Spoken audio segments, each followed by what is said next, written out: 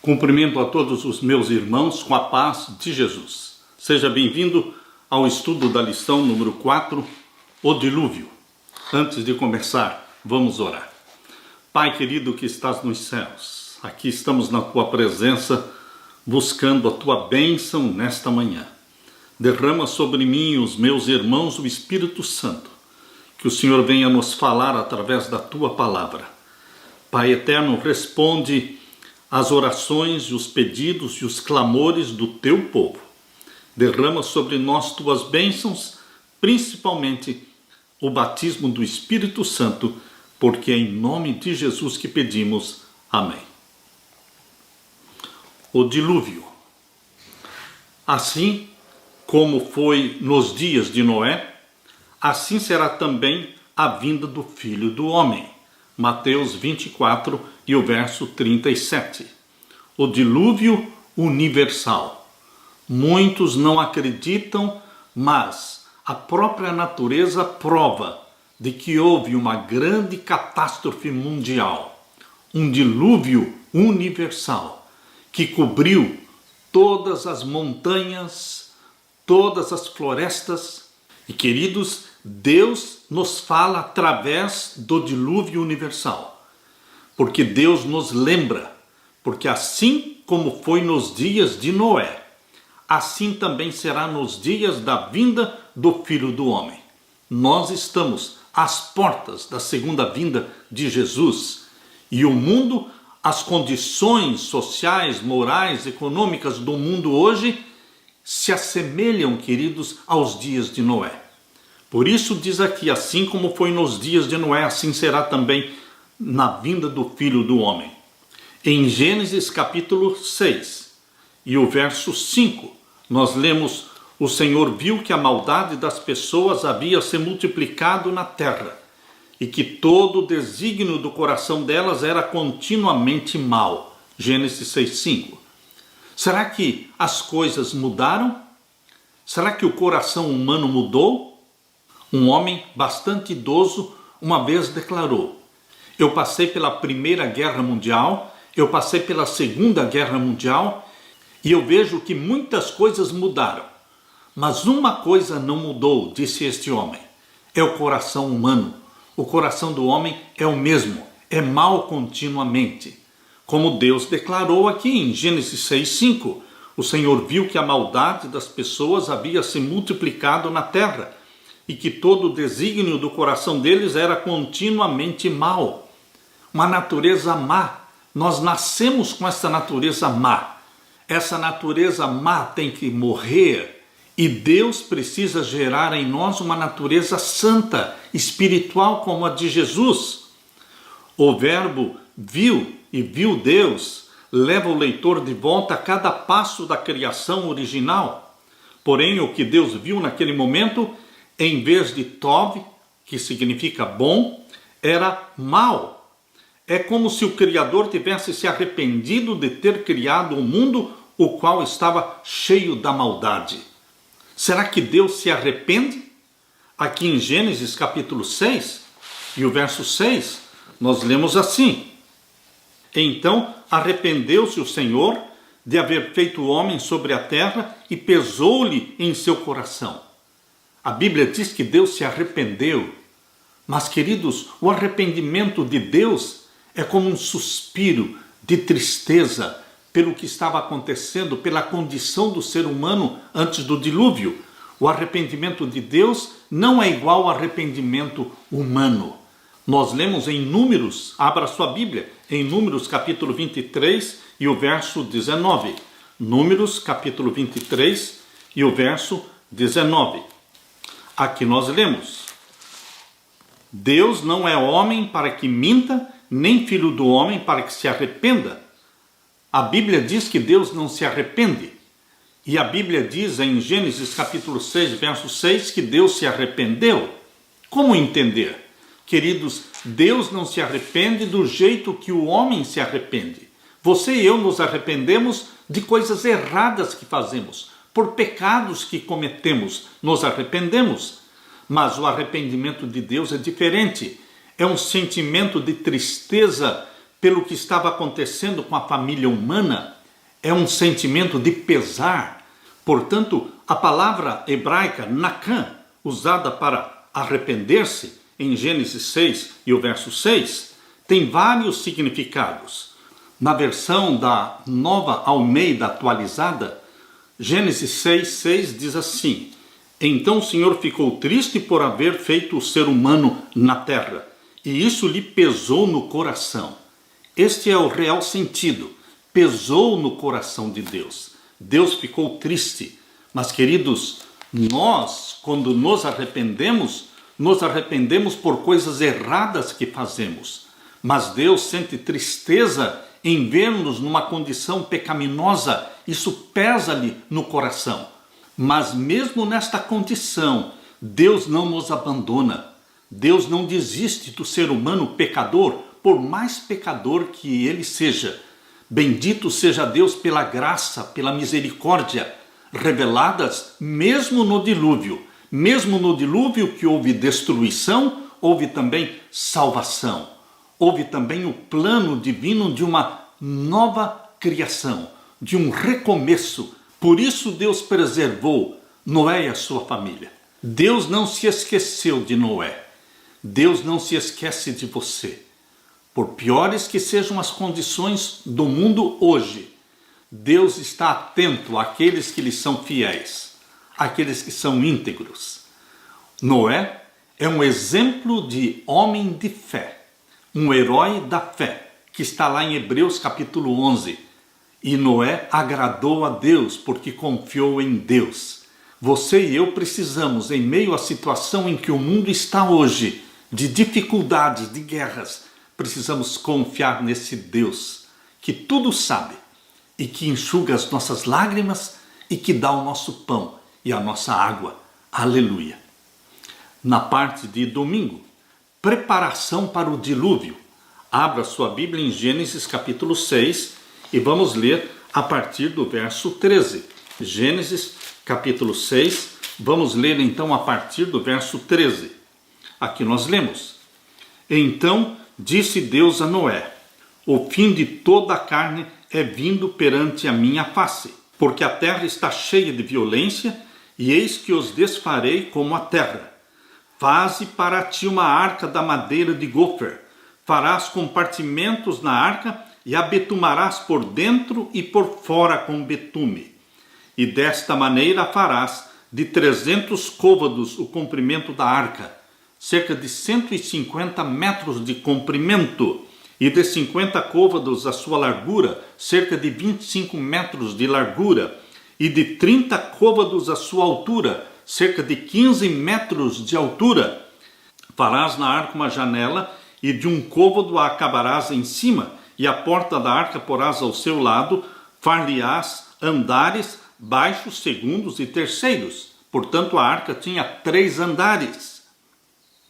Porque eis que eu trago um dilúvio de água sobre a terra, para desfazer toda a carne, em que há espírito de vida debaixo dos céus. Tudo que há na terra expirará.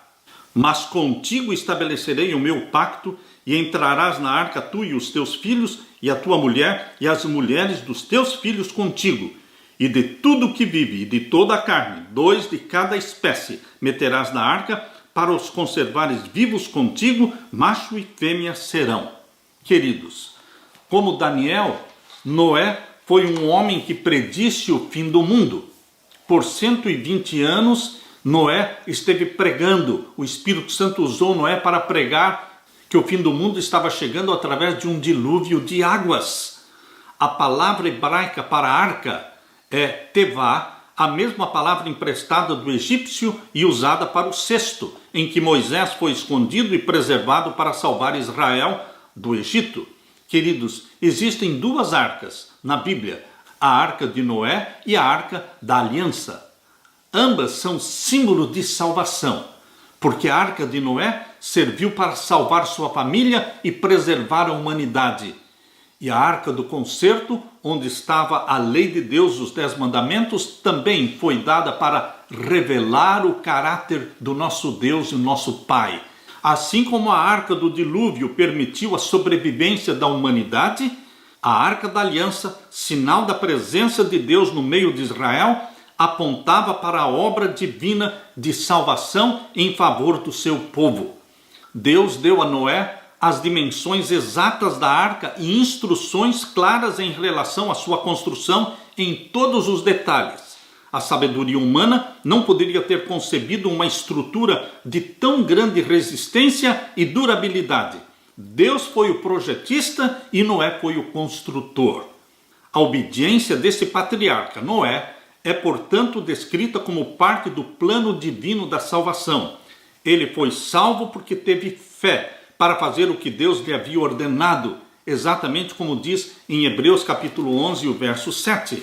Hebreus capítulo 11 e o verso 7, falando de Noé, nós lemos: pela fé, Noé, divinamente avisado das coisas que ainda não se viam, temeu e, para a salvação da sua família, preparou a arca pela qual condenou o mundo e foi feito herdeiro da justiça, que é segundo a fé.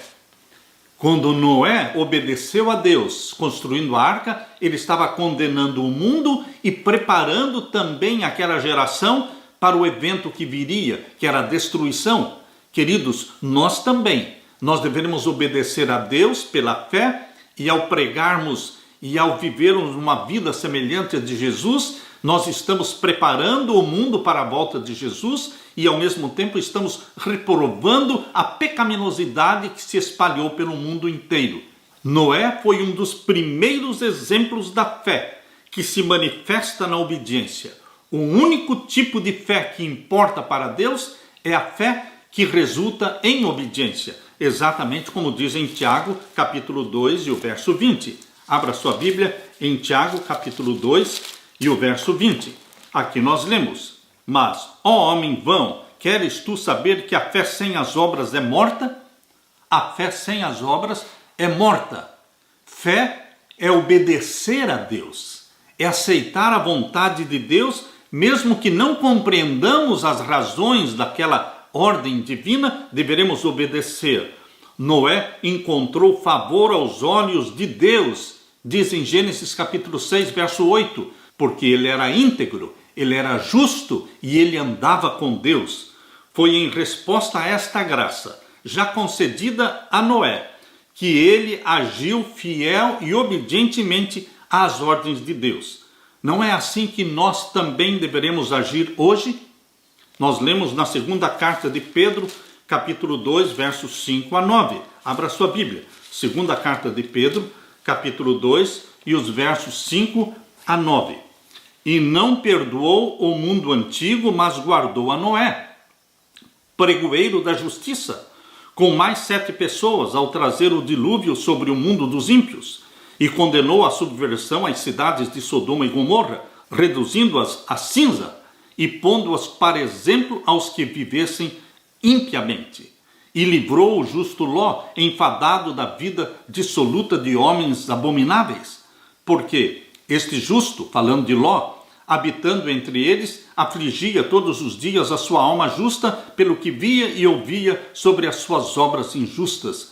Assim, sabe o Senhor livrar da tentação os piedosos e reservar os injustos para o dia do juízo, para serem castigados.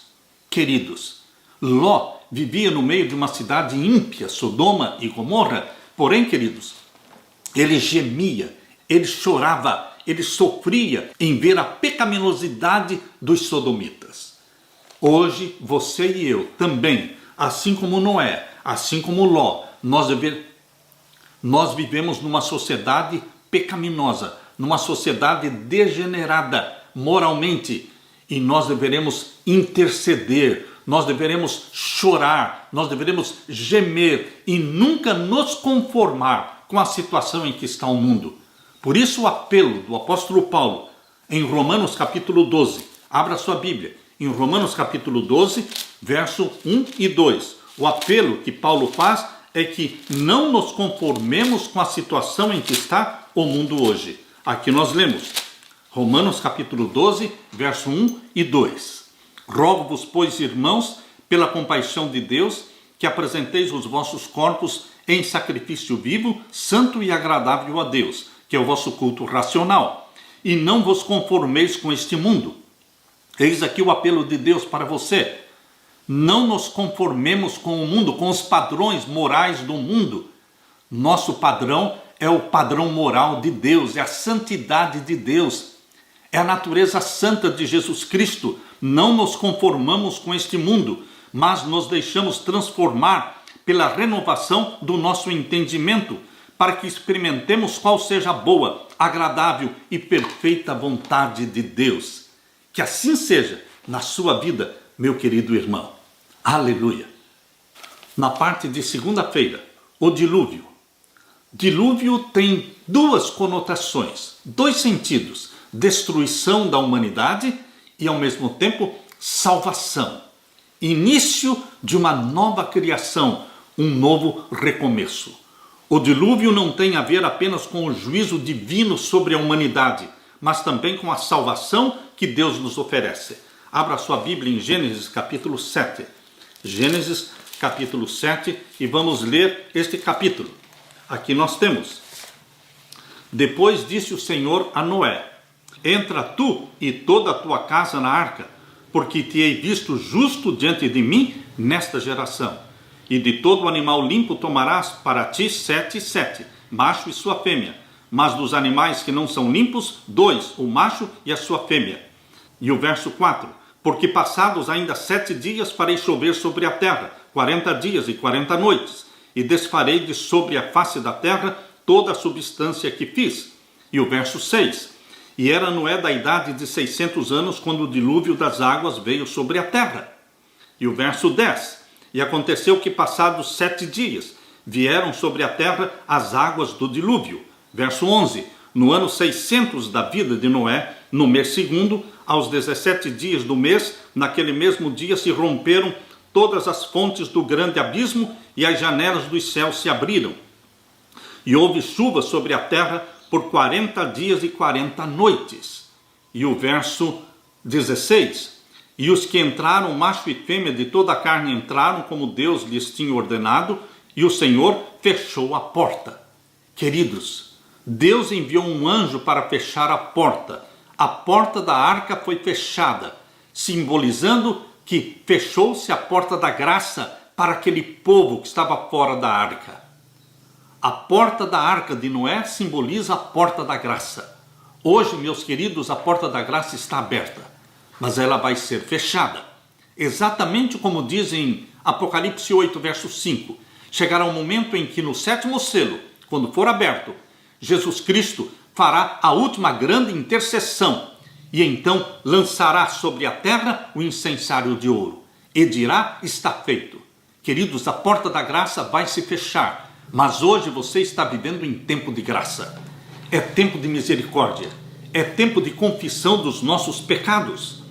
O dilúvio foi projetado nos planos de Deus para ser uma nova criação, um novo recomeço, uma nova existência. Deus teve que destruir antes de permitir uma nova criação. A criação da nova terra exigiu a destruição da antiga. O evento do dilúvio prefigura a salvação futura do mundo no fim dos tempos, porque Deus também vai destruir para criar um novo céu e uma nova terra. Queridos, o que aconteceu nos dias de Noé, o dilúvio, que tudo destruiu, mas salvou a família de Noé, representa também a segunda vinda de Jesus Cristo, que destruirá todas as coisas, e Deus vai recriar a terra. Haverá um novo céu e uma nova terra. Queridos, nós lemos isso em Apocalipse capítulo 21. Abra sua Bíblia. Apocalipse capítulo 21 e o verso 1. Aqui nós lemos: E vi um novo céu e uma nova terra, porque já o primeiro céu e a primeira terra passaram, e o mar já não existe. O primeiro céu e a primeira terra passaram. Deus fará tudo novo. Isto está também em Isaías capítulo 65. Isaías 65 e o verso 17. Aqui nós lemos: Porque eis que eu crio céus novos e nova terra, e não haverá lembrança das coisas passadas, nem mais se recordarão. A história vai se repetir. Deus vai recriar a terra. Essa é a nossa esperança, vivermos neste novo céu, nesta nova terra, eternamente com o nosso Jesus. Queridos, somente quando isso acontecer, não haverá mais morte, não haverá mais pranto, nem dores, nem lágrimas. Quando Deus enxugará dos nossos olhos toda a lágrima, porque é isso que está em Apocalipse 21 e o verso 3. E ouvi uma grande voz no céu que dizia: eis aqui o tabernáculo de Deus com os homens, pois com eles habitará, e eles serão o seu povo, e o mesmo Deus estará com eles e será o seu Deus. Isto vai acontecer no final dos 1000 anos, quando a cidade da Nova Jerusalém descer do céu. E aqui diz o verso 4: Deus limpará dos seus olhos toda lágrima, e não haverá mais morte, nem pranto, nem clamor, nem dor, porque já as primeiras coisas são passadas. Queridos, no dilúvio houve uma nova criação, mas o pecado continuou. Mas agora, a nova terra planejada por Deus para você e para mim, não haverá mais o pecado. Satanás e os seus anjos e todos os ímpios terão sido queimados, se farão cinzas, e Deus cria uma terra como o jardim do Éden, linda e bela, e não haverá mais morte, nem pranto e nem dor. E Deus limpará dos seus olhos toda lágrima, e não haverá mais morte, nem pranto, nem clamor, nem dor, porque já as primeiras coisas são passadas. E o que estava sentado sobre o trono disse: eis que faço novas todas as coisas. E disse-me: escreve, porque estas palavras são verdadeiras e fiéis. Alimente-se com esta promessa, anime-se com esta promessa. Jesus Cristo tem algo maravilhoso preparado para aqueles que creem nele. Aleluia! Na parte de terça-feira, o fim do dilúvio.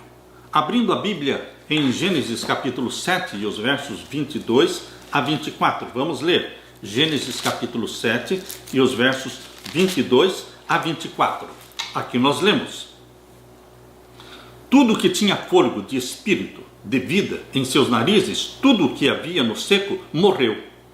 Todas as coisas morreram no dilúvio. E o verso 23: assim foi desfeita toda a substância que havia sobre a face da terra, desde o homem até o animal, até o réptil e até as aves dos céus, e foram extintos da terra, e ficou somente Noé e os que com ele estavam na arca. E prevaleceram as águas sobre a terra 150 dias. Foram 40 dias chovendo, mais 150 dias em que a água permaneceu sobre a terra. Só aqui, queridos, nós já temos quase 200 dias. Gênesis capítulo 7, que nós lemos, versos 22 a 24, descreve o efeito avassalador e abrangente das águas. Assim foram exterminados todos os seres, e as águas prevaleceram sobre a terra durante 150 dias. Foi nesse contexto de total aniquilação e desesperança que Deus se lembrou de Noé. Aqui diz em Gênesis capítulo 8 e o verso 1: e lembrou-se Deus de Noé e de todo animal e de toda a res que com ele estava na arca, e Deus fez passar um vento sobre a terra e aquietaram-se as águas. Deus se lembrou de Noé. Queridos, nós temos que entender o verbo Deus se lembrou, assim como entendemos o verbo Deus se arrependeu. O arrependimento de Deus é diferente do arrependimento humano. Não é arrependimento por coisas erradas, mas é um sentimento, é um pesar de tristeza pelas condições pecaminosas dos seres humanos. Assim também, quando a Bíblia diz que Deus se lembrou de Noé, não quer dizer que ele tinha se esquecido de Noé. No sentido humano, quando nós dizemos que nos esquecemos, é porque nos esquecemos, não nos lembramos daquilo ou daquela pessoa. Mas quando a Bíblia diz que Deus se lembrou de Noé, não era porque ele se esqueceu de Noé, e sim a atenção de Deus voltou-se para Noé no momento certo. Depois dos 40 dias de chuva, depois dos 150 dias da arca pairando sobre as águas, Deus dirigiu sua atenção agora para o momento em que libertaria Noé de dentro da arca e restauraria a vida. É assim, queridos, tanto o verbo arrepender como o verbo lembrar precisam ser entendidos em relação a Deus. No contexto do dilúvio, a expressão Deus se lembrou significa que a chuva se deteve, a chuva parou. É assim que diz aqui no capítulo 8 de Gênesis e o verso 2. Depois de falar que Deus se lembrou de Noé, no verso 1, no verso 2 diz: cerraram-se também as fontes do abismo e as janelas dos céus, e a chuva dos céus se deteve. É neste sentido que Deus se lembrou de Noé, fez com que a chuva parasse. Embora não tivesse recebido ordem direta para sair, Noé tomou a iniciativa e enviou primeiramente um corvo e depois uma pomba para testar a situação. Finalmente, quando a pomba não voltou, ele entendeu que as águas que estavam sobre a terra haviam secado. Então Noé removeu a cobertura da arca. O comportamento de Noé é rico em lições práticas. Ele nos ensina a confiar em Deus. Noé só entrou na arca quando Deus mandou. E Noé só sairia da arca quando Deus mandasse. Como diz aqui em Gênesis capítulo 8, versos 15 a 19. Aqui nós lemos: então falou Deus a Noé dizendo: sai da arca, tu e a tua mulher, e teus filhos, e as mulheres de teus filhos contigo, todo animal que está contigo, de toda a carne, de ave e de gado, e de todo réptil que se roja sobre a terra, traze fora contigo, e povoem abundantemente a terra, e frutifiquem e se multipliquem sobre a terra. Então saiu Noé e seus filhos, e sua mulher, e as mulheres dos seus filhos com ele. Todo animal, todo réptil, e toda ave, e todo que se move sobre a terra, conforme as suas famílias, saiu para fora da arca. E edificou Noé um altar ao Senhor, e tomou de todo animal limpo e de toda ave limpa, e ofereceu holocaustos sobre o altar. Nós precisamos aprender a confiar em Deus, a ir ou não ir, a fazer ou não fazer, a comprar ou não comprar. Queridos, nossa vida precisa ser comandada por Deus, assim como Noé permitiu que Deus comandasse a sua vida. Ele vivia em plena submissão à vontade de Deus. Ele é o exemplo de fé, de obediência, de submissão, exemplo que precisamos imitar. Se queremos ser heróis da fé, precisamos imitar os heróis da fé de Hebreus capítulo 11. E que você também seja um herói e uma heroína da fé. Aleluia. Na parte de quarta-feira, a aliança, parte 1.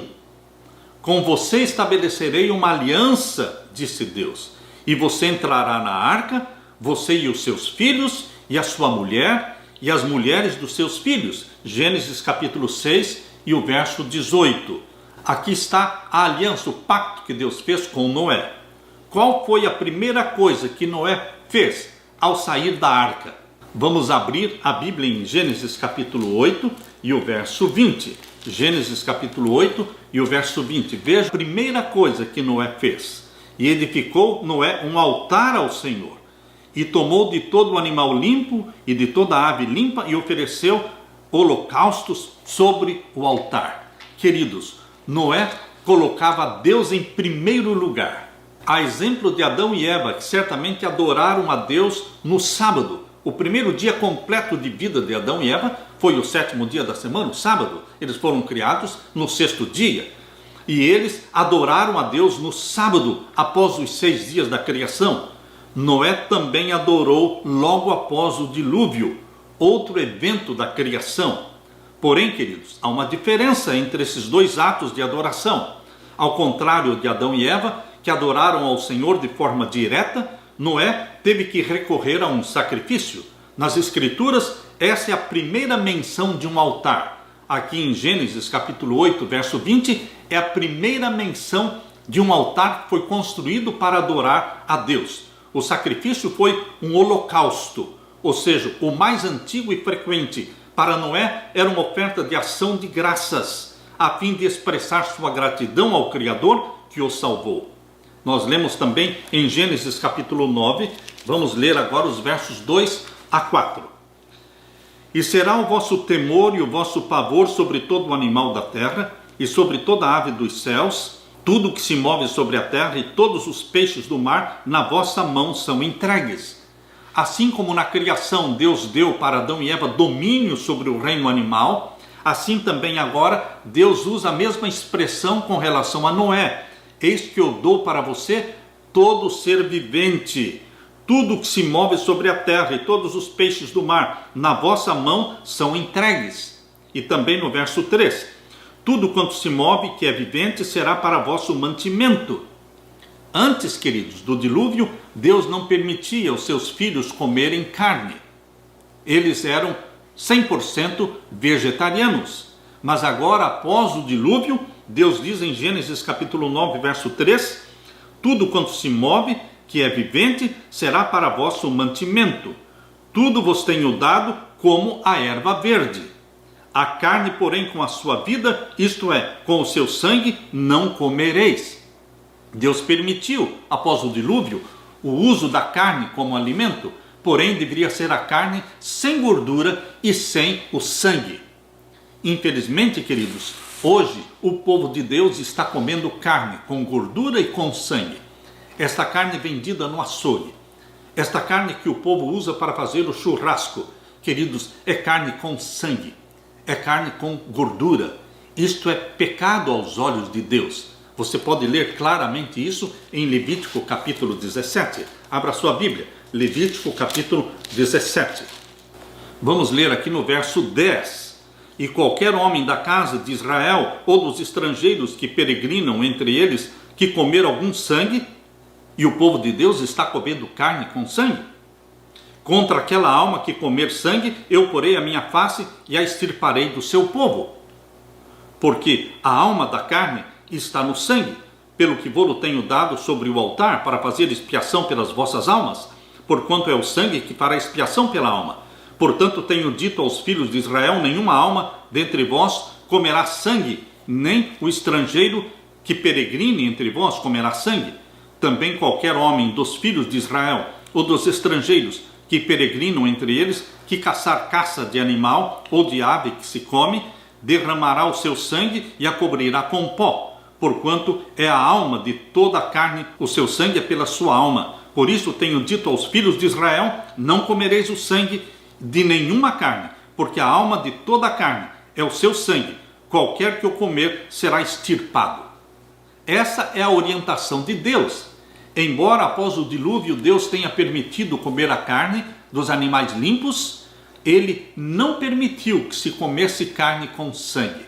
Por causa do efeito do dilúvio, os vegetais não estavam mais disponíveis como antes. Portanto, Deus permitiu que os humanos comessem carne animal. Essa mudança na dieta gerou uma mudança na relação entre seres humanos e animais.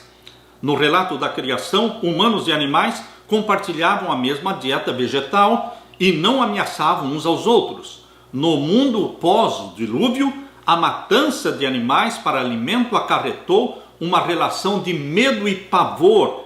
Sem dúvida, depois que começaram a se alimentar uns dos outros, humanos e animais desenvolveram um relacionamento bem diferente do que haviam desfrutado no Jardim do Éden. A tolerância divina, no entanto, tinha duas restrições. Nem todos os animais eram adequados para o alimento. Somente os animais limpos deveriam ser comidos. E você pode encontrar aqui em Levítico capítulo 11. Levítico capítulo 11 você encontra uma lista dos animais que são limpos. Nós lemos aqui em Levítico capítulo 11, verso 2. Fala aos filhos de Israel dizendo, estes são os animais que comereis de todos os animais que há sobre a terra. Tudo que tem unhas fendidas e a fenda das unhas divide em duas e remói entre os animais, aquilo comereis. Ou seja, as duas características dos animais limpos, estas características são, o animal deve remoer e deve ter o casco dividido. Casco dividido e ser ruminante. Estas duas características identificam os animais limpos, os animais quadrúpedes, que andam em 4 pés. Porém, queridos, dos peixes, dos seres viventes das águas, as características dos peixes limpos, conforme diz aqui em Levítico capítulo 11, leia comigo, verso 9. Isto comereis de tudo o que há nas águas, tudo que tem barbatanas e escamas nas águas, nos mares e nos rios, aquilo comereis. Então, queridos, as pessoas hoje se alimentam muito da carne de porco, mas isto é proibido pela palavra de Deus. Aqui em Levítico capítulo 11 e o verso 7 diz assim: também o porco, porque tem unhas fendidas e a fenda das unhas divide em duas, mas não remói. Este vos será imundo, da sua carne não comereis, nem tocareis no seu cadáver, estes vos serão imundos. Nós precisamos ser obedientes às leis de Deus. Deus sabe o porquê desta proibição. Queridos, Deus deseja que vivamos uma vida sem um alimento animal. Deixemos os animais em paz. O plano de Deus é que vivamos segundo a dieta que Ele deu para Adão e Eva no Jardim do Éden. Gênesis capítulo 1, verso 29. Mas, se você deseja comer carne, coma da carne limpa que Deus permite aqui em Levítico capítulo 11, mas sem sangue. Precisa ser uma carne kosher. Assim como os judeus usam carne kosher, não tem nem um grama, nem uma gota de sangue e nem mesmo a gordura animal. Lembre-se que o nosso corpo é o templo do Espírito Santo. O Espírito Santo quer viver em você. E não poderemos usar nada que destrua este corpo, este templo. Porque Deus diz: aquele que destruir o corpo, Deus também o destruirá. Viva, meu querido irmão, fazendo do seu corpo o templo do Espírito Santo, para que ele habite em você, para a honra e glória de Deus. Aleluia. Na parte de quinta-feira, a aliança, parte 2. Nós lemos agora em Gênesis capítulo 8. Gênesis capítulo 8 e os versos 21 em diante. Gênesis capítulo 8 e os versos 21 em diante. Aqui nós lemos: e o Senhor cheirou o suave cheiro, e disse o Senhor em seu coração: não tornarei mais a amaldiçoar a terra por causa do homem, porque a imaginação do coração do homem é má desde a sua meninice. Deus sabe que nós nascemos do ventre materno com uma natureza pecaminosa, uma natureza má, desde a meninice. Queridos, nós precisamos da natureza santa de Jesus. E é quando abraçamos Jesus como nosso Salvador, que o Espírito Santo gera em você a natureza santa de Jesus. E esta natureza santa de Jesus implantada em você e em mim, nos faz amantes da palavra de Deus, submissos à vontade de Deus, obedientes aos seus mandamentos. Queridos, é esta natureza santa que deve prevalecer na vida dos filhos de Deus, no remanescente fiel, neste tempo do fim. O compromisso de Deus em preservar a vida no dilúvio foi um ato de graça e não o resultado de méritos humanos. O Senhor Deus decidiu fazer isso apesar da maldade humana. Deus diz que enquanto durar a terra, isto é, enquanto a terra atual permanecer, as estações virão e passarão e a vida será sustentada. Deus não desistiu da sua criação. O Senhor Deus, em certo sentido, estava dando à humanidade uma chance de recomeçar. Quando nós aceitamos Jesus como Salvador, é a chance que Deus está nos dando de um reinício, um novo nascimento. Agora leia comigo Gênesis capítulo 9, versos 8 até o verso 17. E falou Deus a Noé e a seus filhos com ele, dizendo: e eu, eis que estabeleço o meu concerto convosco e com a vossa semente depois de vós, e com toda a alma vivente que convosco está, de aves, de reses, de todo animal da terra convosco, desde todos os que saíram da arca, até todo animal da terra. E eu convosco estabeleço o meu concerto, que não será mais destruída toda a carne pelas águas do dilúvio, e que não haverá mais dilúvio para destruir a terra. E disse Deus: este é o sinal do concerto que ponho entre mim e vós, entre toda a alma vivente que está convosco por gerações eternas. O meu arco tenho posto na nuvem. Este será por sinal do concerto entre mim e a terra. E acontecerá que quando eu trouxer nuvens sobre a terra, aparecerá o arco nas nuvens. Então me lembrarei do meu concerto. Então me lembrarei, não porque ele tinha se esquecido, mas, queridos, para mostrar que ele se importa com você. Ele coloca o arco nas nuvens como uma evidência do amor e da misericórdia divina. Então me lembrarei do meu concerto que está entre mim e vós, e ainda toda a alma vivente de toda a carne, e as águas não se tornarão mais em dilúvio para destruir toda a carne.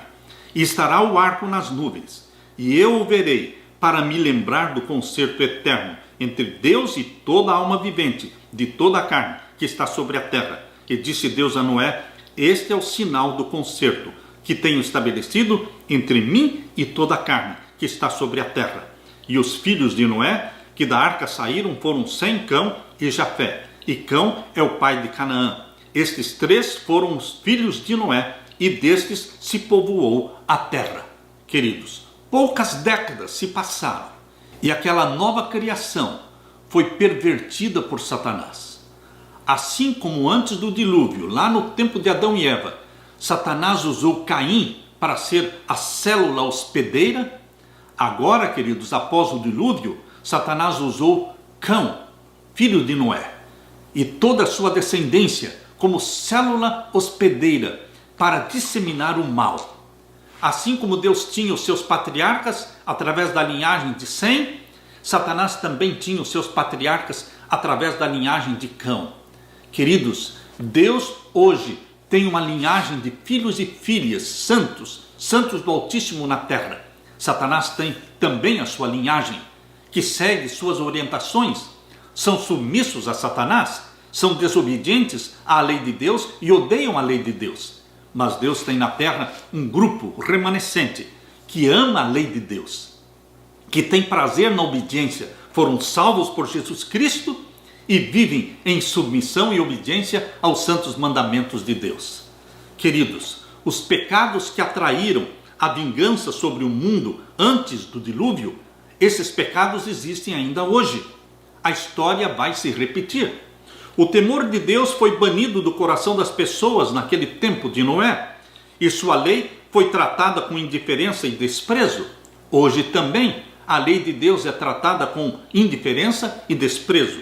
O grande mundanismo daquela geração dos dias de Noé é igualado ao grande mundanismo da geração que vive atualmente, porque é assim que está descrito em Mateus capítulo 24 e os versos 38 e 39. Abra sua Bíblia.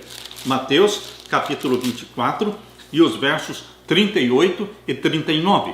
Porquanto, assim como nos dias anteriores ao dilúvio, comiam, bebiam, casavam e davam-se em casamento, até o dia em que Noé entrou na arca, e não o perceberam, até que veio o dilúvio e os levou a todos. Assim será também a vinda do Filho do Homem. Jesus está mostrando que a história vai se repetir. Deus não condenou os antediluvianos pelo fato de comerem e beberem. Comer e beber não é pecado. Seu pecado consistia em tomar esses dons sem gratidão para com o doador e se degenerarem, condescendendo com apetite sem restrições. Não era errado se casar naquele tempo e não é errado se casar hoje. O matrimônio estava dentro do plano da ordem determinada por Deus. Foi uma das primeiras instituições que ele estabeleceu. Deu instruções especiais para esta ordenança, revestindo-a de santidade e de beleza.